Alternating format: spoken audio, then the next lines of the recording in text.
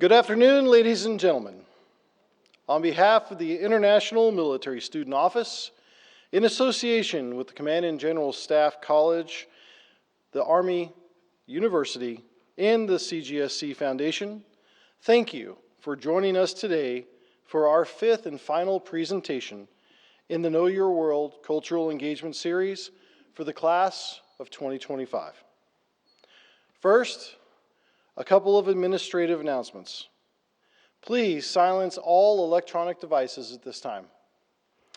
If during the presentation your child or significant other becomes disruptive, please take them to the atrium until they are ready to return. After the presentation, please join us in the reception area in the Ardor Atrium to thank our presenter for their work on this impactful presentation. We look forward to seeing all of you out there shortly after.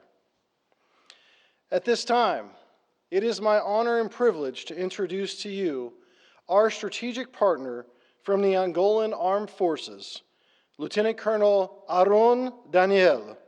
This is Know Your World, Angola.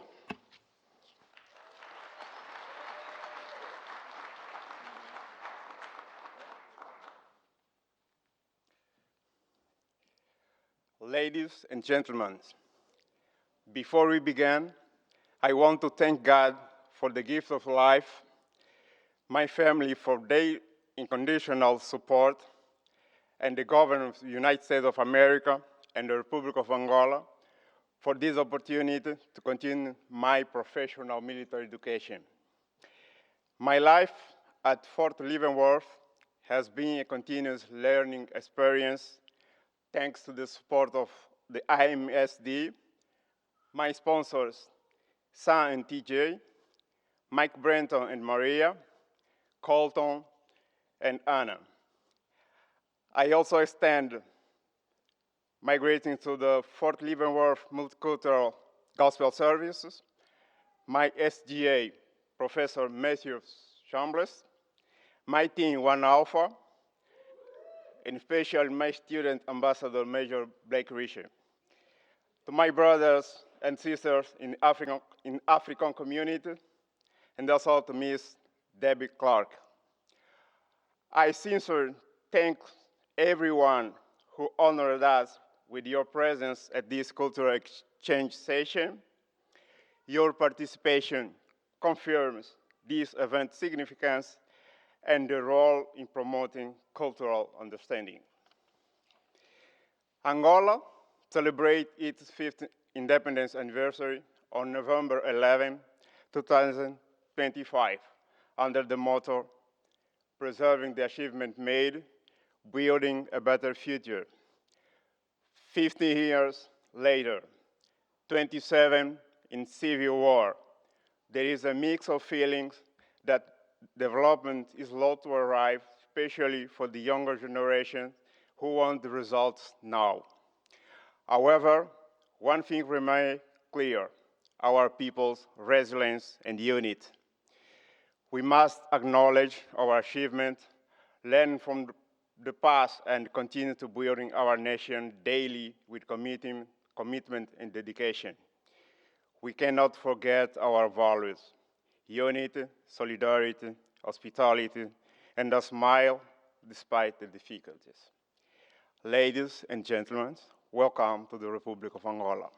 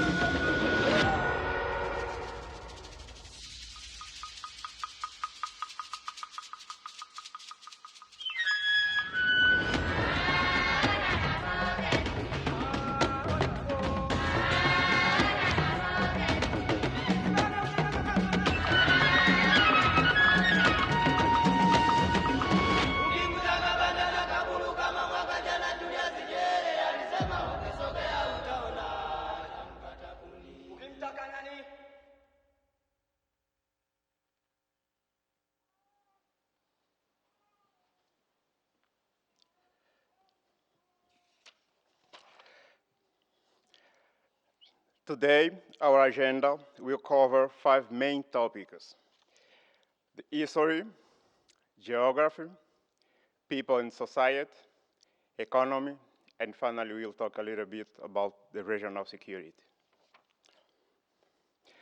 The first contact with the Europeans occurred in 1482 when Mr. Diogo Cão, a Portuguese navigator and explorer, arrived in the Kingdom of Congo.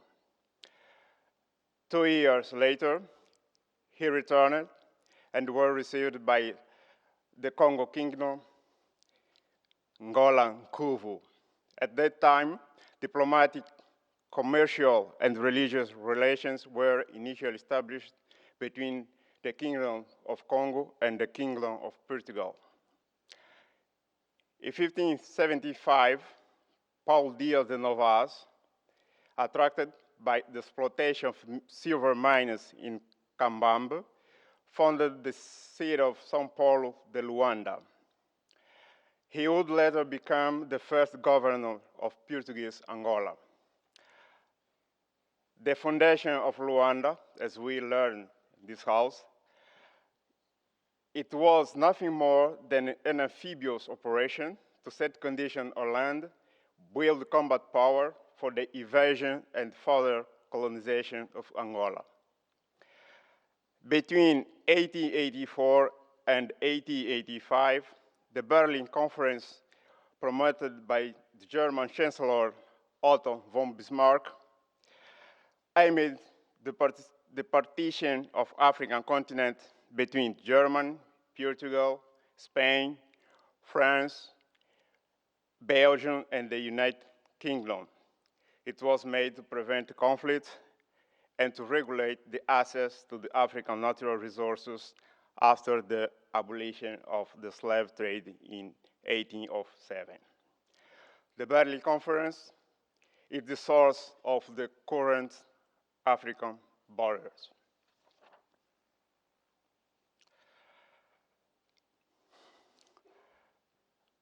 We'll talk a little about the slave trade which happened between 1525 and 1866.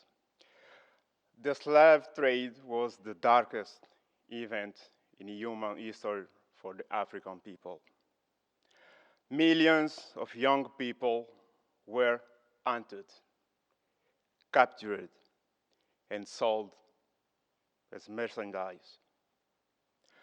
Millions of young Africans were transported in inhuman conditions.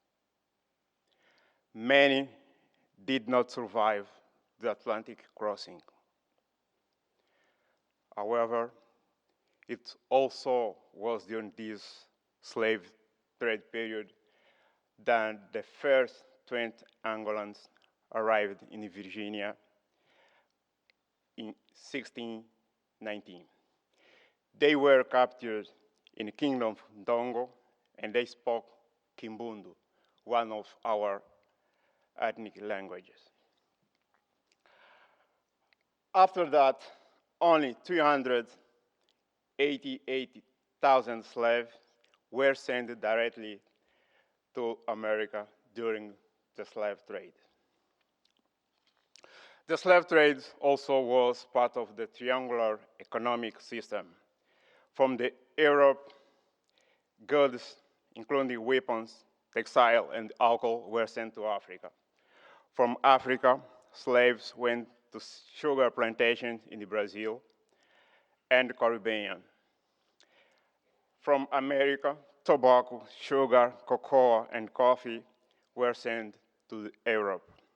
At that time, Brazil was the major destination market where about 4 million slaves were sent.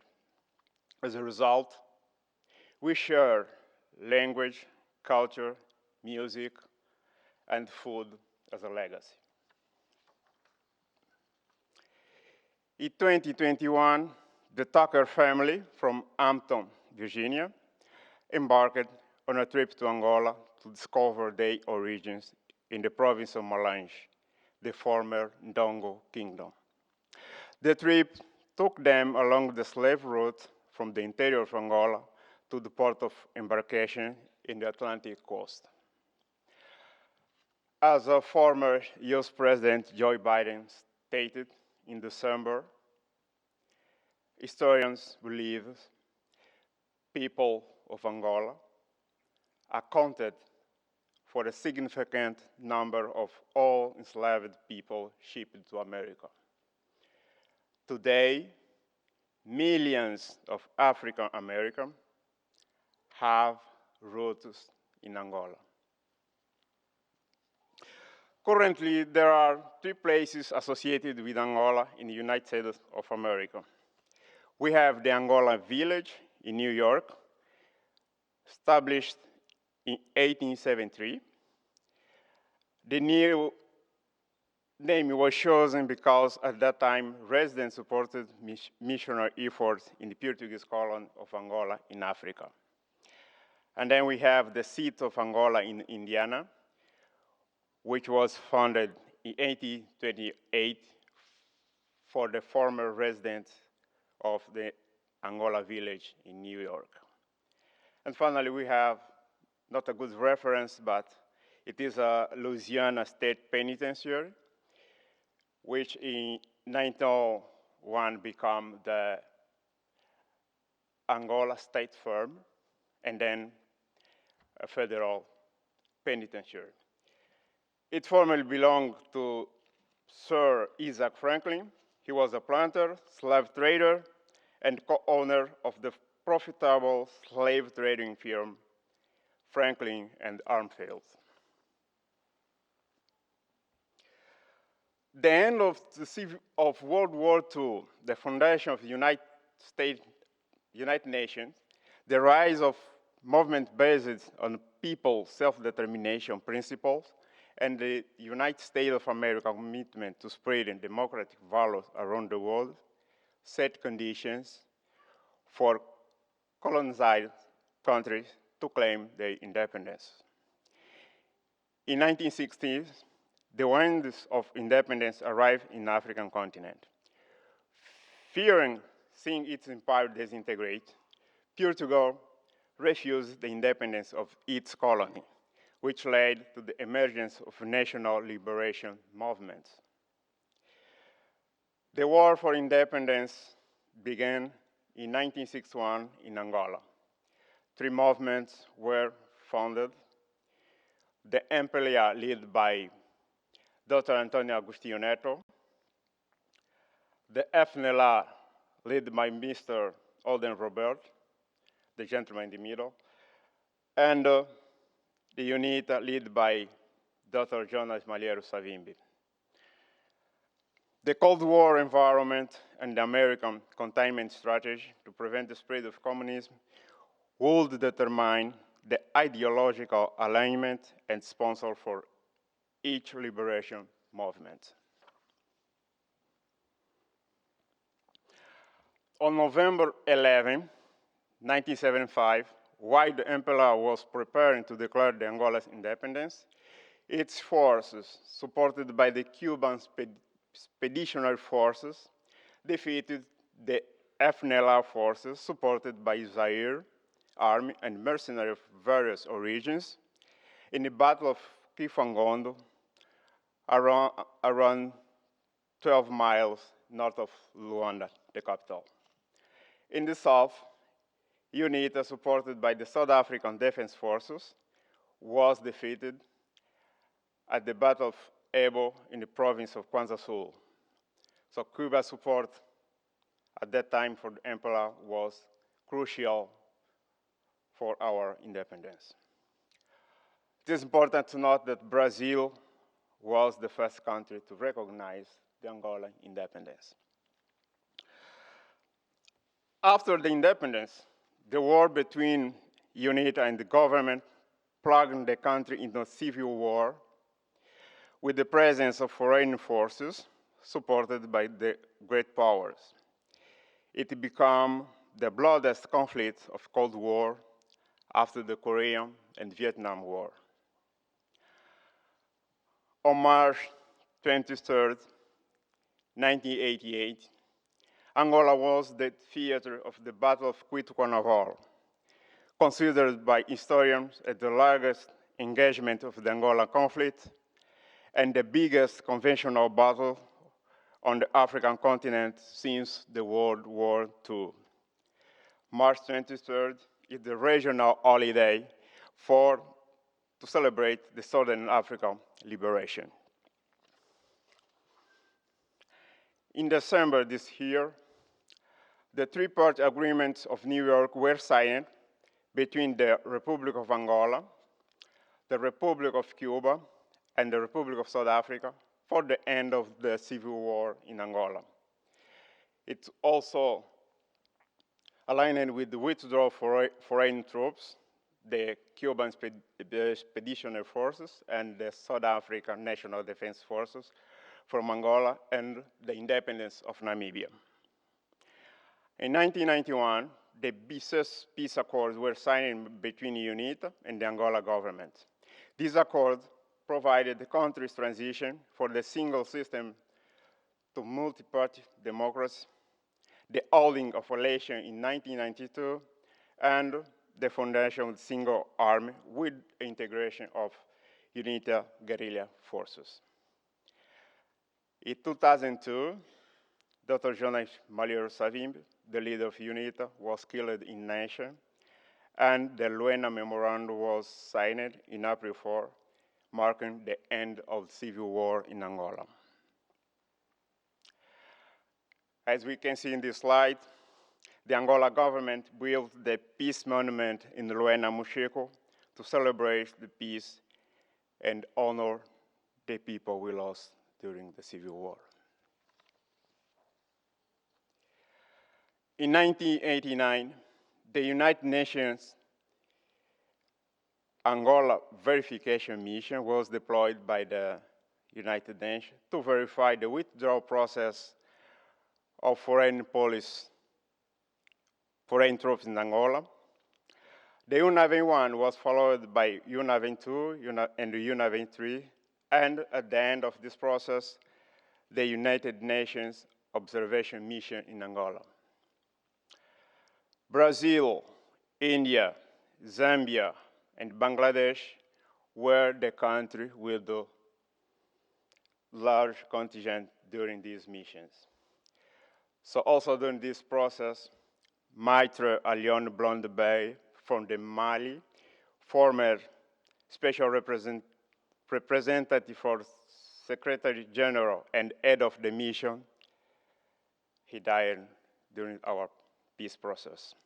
So on behalf of my country, I take this opportunity to pay due tribute to the countries that were part of these peacekeeping missions and to the peacekeepers for the service rendered and sacrifice made in the name of peace among the nations. So American interest in Angola predates the beginning of our war for independence. So although Portugal was the colonial power, all foreign investment in Angola was mostly dominated by Western companies in all sectors of our economy. As an example, we had at that time the Anglo-American Corp, JP Morgan, Chase National Bank, National City Bank of New York, and Robert Johnson and Son. And on top of that, we have Chevron, which established in Angola in 1930.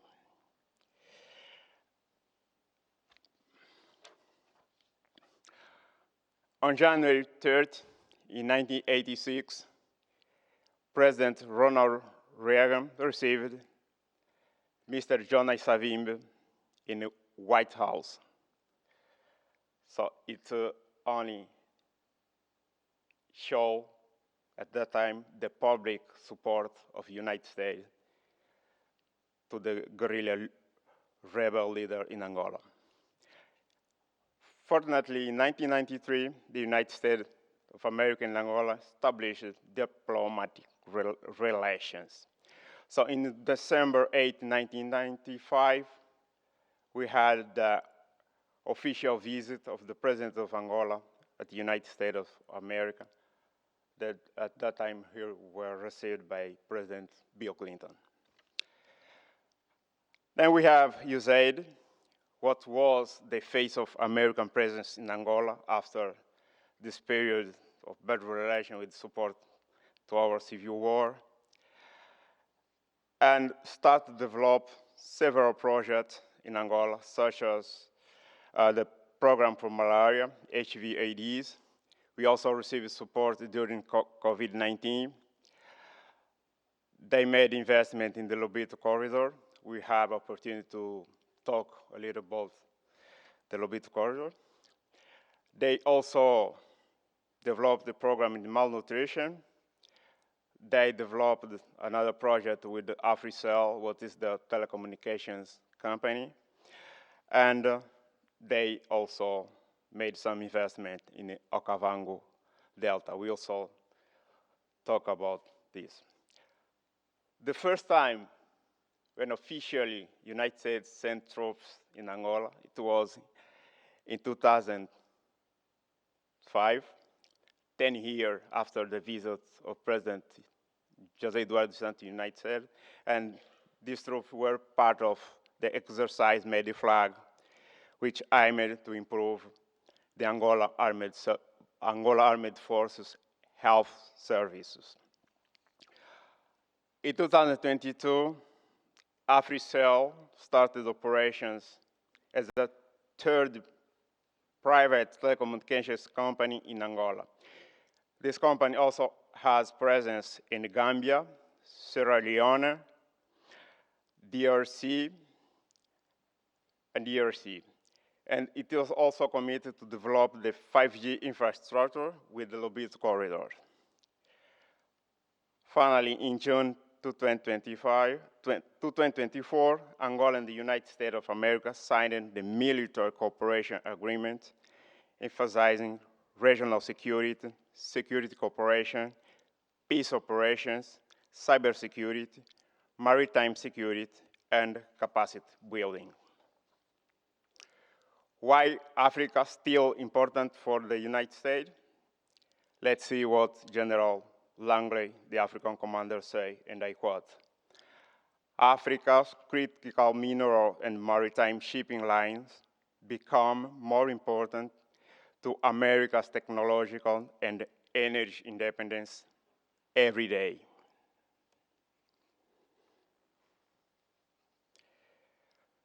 The deepening of relations between Angola and the United States of America that began during the President José Eduardo dos Santos' term marks a new chapter for Angola, because we had relations with the Russian Federation and the People's Republic of China since before the independence. So this is the turning point. So during the visit of President Biden in Angola, he said, we're looking for partners who understand that the right question in the year 2024 is not what can the United States do for the people of Africa, but it's what can we do together for the people of Africa. So that's what they were doing. In the year we celebrate the 50 years of independence, we take some time to pay tribute to our leaders. And we start with the President Antonio Agostinho Neto, daughter and poet, the founder of the nation, whose vision of independent Angola focused on the people when he said, the most important thing is to solve the problem of the people. And then we have President José Eduardo dos Santos, engineer and architect of the peace, who had the turn task of leading the country in the most challenging moment. With the civil war that seemed to have no end, he maintained the country's unity and integrity. And the order given to the military commander to cease hostility, preserve men, and negotiate peace was crucial for the end of the Civil War and the beginning the national reconciliation process. Finally, we have President João Manuel Gonçalves Lourenço, who is historian and political commissary. He took the role of reformer, faced with difficult task of leading the country, the most young country, with a demanding population that wants results now. The pillars of its government are the fight against corruption, economic and social development, and the search for peaceful solution to the conflicts in the region. So where we are, Angola is located in the west coast of the African continent. It is bordered to the north by the Republic of Congo and the Democratic Republic of Congo. To the east by the Democratic Republic of Congo and the Republic of Zambia. To the south by the Republic of Namibia, and to the west by the Ocean Atlantic. Our territorial extension is 481,263 square mile. Compared to the United States of America, Angola has approximately the size of the state of Alaska. Angola has 2,229 miles of land border and 1,025 miles of maritime coast. The country is divided into 21 provinces, with Luanda its capital, and our official language is Portuguese. Angola has a tropical climate with the rain season and the summer. The country has diverse landscape, including forests in the north, mountain in the north, central, and south region, savannas in the eastern region, and desert in the southern region. Angola now is a democratic country with a presidential system of government, and it is organized into three branches, which are the executive, the legislative, and the judicial. The country is currently led by His Excellency President João Manuel Gonçalves Lourenço, serving in his second term. Our parliament is led by Her Excellency Carolina Cerqueira from MPLA, the major party. The parliament has 220 members and 5 parts with parliamentary seats, which are the MPLA, UNITA, PRS, FNLA, and PHA. The parliament includes also the historical part that fought for independence. Who we are. Angola's population is valued in 37 million people. The average age is 16, and the growth rate is 3.3%. The fertility rate is 5.7 births by woman, but don't worry, we have enough land. And the life expectancy is 63 years. It has a diverse population, emphasizing the Ovimbundu, Kimbundu, Bakongo, and also European population. The main religions groups are Catholic and Protestant. Angola's cultural diversity manifested in the music. So we have the most famous singer of Angola played there. We have Mr. Valdemar Bass and the bonga, and we had opportunity to listen music before we start this presentation. So we also express our culture in the dance, painting, and craft and sewing. Most the among the most significant cultural events, we have the Carnival, the Eastern Regional Music and Dance Festival, and the annual pilgrimage to Our Lady of Mushima. This annual ecumenical event brings together people from different confessions. Talking about food, our national dishes, we have kalulu, what is made with dried and fresh fish, okra, palm oil, corn, or cassava fungi. Fungi is the same as fufu.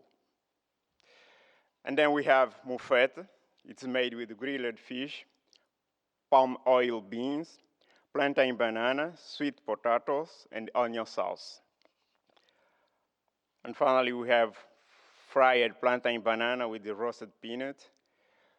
We can so eat it with the cassava, and it is ideal for breakfast, accompanied with the tea or coffee.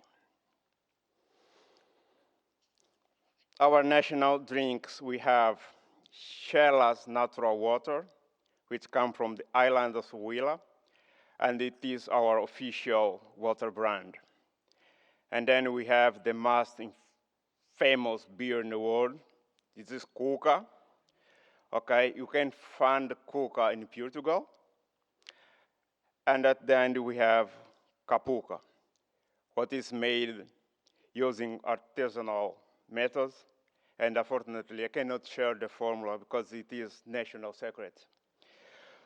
So the brand Catulambinza, it is in the Kimbundu language, and it means take out your shirt. So if you drink too much Capuca or too much Catulambinza, you probably will solve your problem by force. It is popularly known in the country as the chief's water. What we do for living. Angola's GDP growth is 3.57%. The country's economy primarily relies on oil, natural gas, and diamond exploitation. It has expanding agricultural activity with corn, beans, cassava, coffee, sweet potato, banana, pineapples, mangoes, orange, and lemons as the main crops, initially intended for the domestic market, but we already start to export some banana, coffee, and mango to Portugal.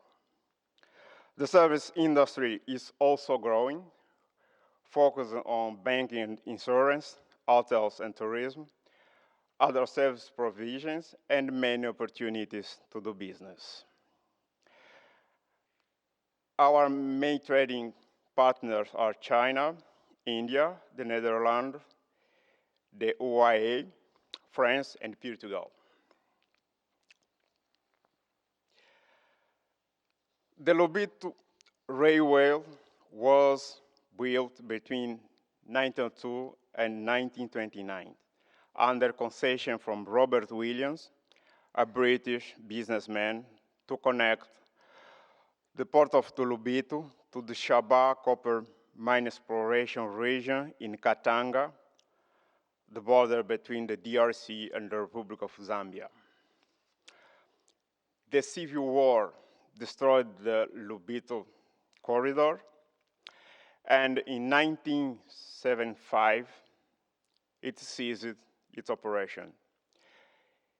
In 2004, its rehabilitation began with funding from China under the National Reconstruction Plan. The Lobito corridor integrates infrastructure such as the port of the Lobito, roads, airport, and the logistic platforms. Its connection to the Tazara railways, what connects Zambia and Tanzania. So the main purpose of this project is to boost the region's development, focus on the transport, trade, and tourism.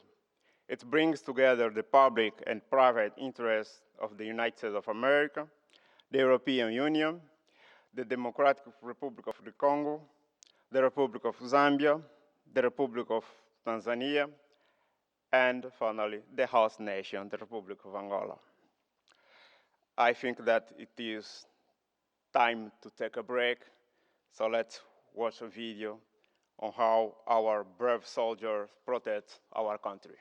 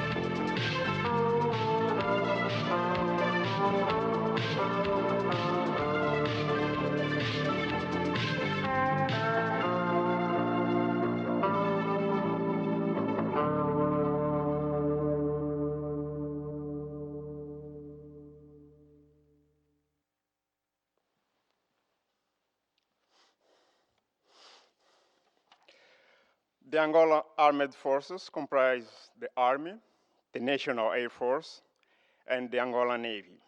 They follow the Constitution and conduct missions to defend the territory integrity, populations, state institutions, and also support the civil authorities. The Russian Federation is the main supplier of our equipment, followed by China, Italy, Spain, and Namibia. The military service in our country is mandatory for all national citizens over 18 years old. With the African Union Security Architecture Framework, the Angola Armed Forces are part of the multinational force for Central Africa, the security force of the Economic Community for Central African States. And it's also a member of the SADC Standby Brigade. The Angola Armed Forces has fulfilled missions with scope of the commitment made with regional organizations such as SADC, which stands for Southern African Development Community, the Gulf of Guinea Commission, and the International Conference of the Great Lakes region, with emphasis on.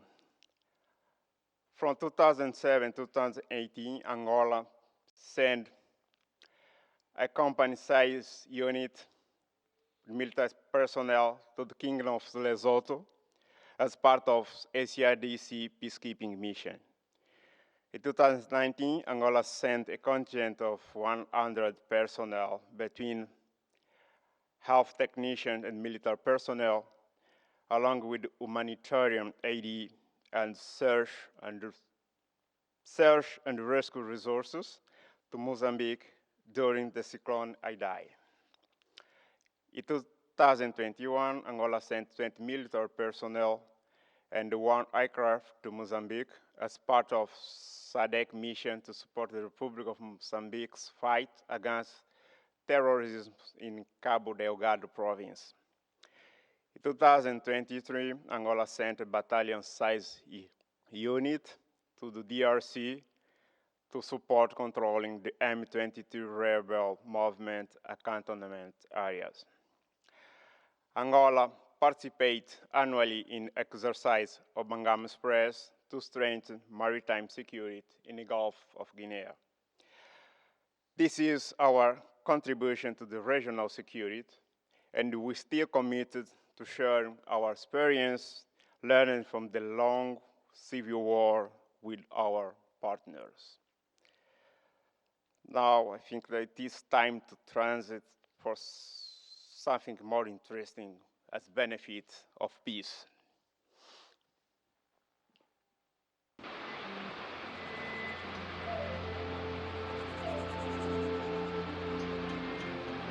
Rivers, they bring life.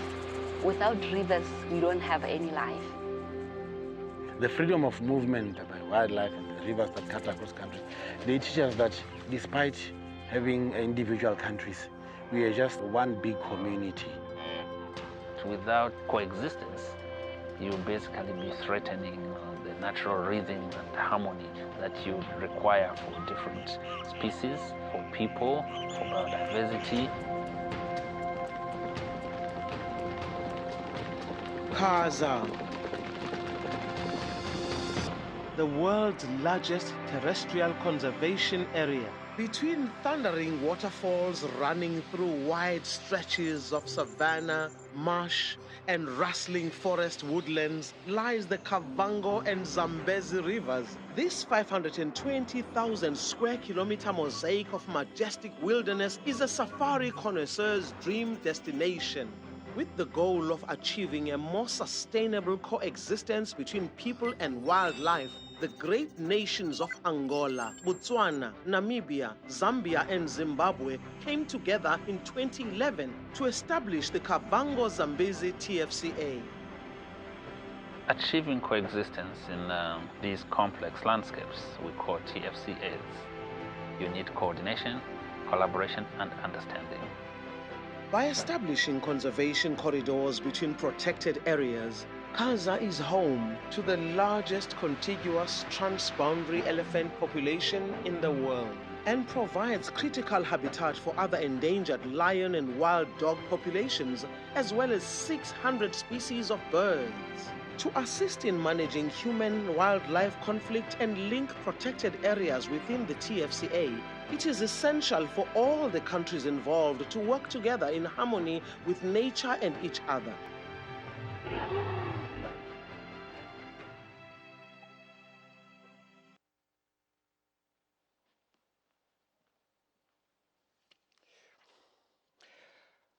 Angola has enormous tourism potential. Its people are happy and welcoming, open-hearted, about receiving visitors and sharing their cultural wealth. As part of these efforts, the government of Angola approved exemption of 30 days tourist visas 3 times per year for 98 countries worldwide, as shown in the map. To pique your curiosity, I will present 3 provinces and the project Casas, which have spectacular touristic attractions and open opportunities to do business in Africa. Benguela is one of the largest urban centers in Angola after Luanda. It is home of Lubito Porto, beautiful and famous beaches, the Cathedral of Benguela, the Restinga do Lubito, and in the background we have the 4th April Bridge over the Katumbela River. Huila is the province with numerous touristic attractions, such as the Tundavala Rift and the statue of Christ the King, which in the countries of Portuguese colonization only add another in the city of Rio de Janeiro, Brazil. And then we have the Leba mountain range. Lubango is currently the most beautiful municipality in Angola. And then we have Namibia, which is the arm of Yona National Park, which connects the Namib Desert to the sea, and in the south to the Republic of Namibia. In the background, we have the Welwitschia mirabilis, a rare Angolan plant found only in the Namib Desert. Here we have the Project Casa. We had the opportunity to watch a video about this project. It is situated in Okavango and Zambezi river basins, where the borders of 5 countries, Angola, Botswana, Namibia, Zambia, and Zimbabwe, converges. It comprises approximately 20 national parks, 85 forest reserves, 22 conservancies, and 11 sanctuaries. This is the major project in Southern African Development Community, and it aims to increase the regional integration, economy, tourism, and wildlife protection. Ladies and gentlemen, this is the history of Angola. After long years of civil war, the country now is safe and ready to welcome anyone who visits us with open arms and a smile in our faces, whether for tourism or perhaps searching and connecting with ancestors. Just like the Tucker family, Angola is waiting for you. So thank you so much.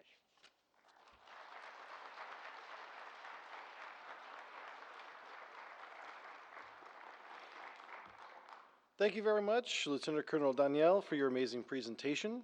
It was a pleasure to learn more about your country's history, culture, and significance on the global stage. We're so proud of the work that was done for so many years to create the Security Cooperation Agreement in 2024, which ultimately led to the possibility of us having you here today with us at this Know Your World. So thank you and very well done. On behalf of the International Military Student Division and the entire Security Cooperation enterprise, we thank you for letting us know more about our world through this Angolan experience today. For your exceptional effort, we present to you the coveted CGSC Coin of Excellence. And if all of you would please join me in one large round of applause for our partner from Angola, Lieutenant Colonel Aron Daniel.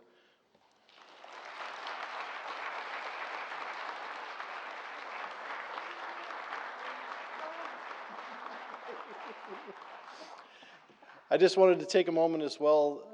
When you get to see officers come to our country for the first time and get to watch their growth, 9 months ago, I can tell you that this presentation would not have looked or sounded like it did today. And that's just something that's a testament to the work that's been accomplished when you're translating from 3 different languages to get to English and be able to stand up here on this stage. So the International Military Student Office would like to recognize our Fort Leavenworth Commissary for the cakes that are out in the atrium. And we'd also like to thank our ATSD team that makes it possible for us to have this beautiful venue to do these presentations. And our Army UPAO team, which is currently streaming this live all around the world. And the student ambassador, who's up in the booth driving for Lieutenant Colonel Danielle, Major Blake Ritchie. And a big shout out to his staff group, 1 Alpha. You can do better than that. That's what I'm talking about. For helping to make Aaron's Know Your World Angola presentation a complete success. We look forward to seeing you all next year for our AY26 presentations that will start in September. At this time, please do exit to the rear of the auditorium into the Ardor Atrium to meet with Lieutenant Colonel Daniel. Have a very blessed rest of your day, and as they say in Angola, atea proxima and ciao.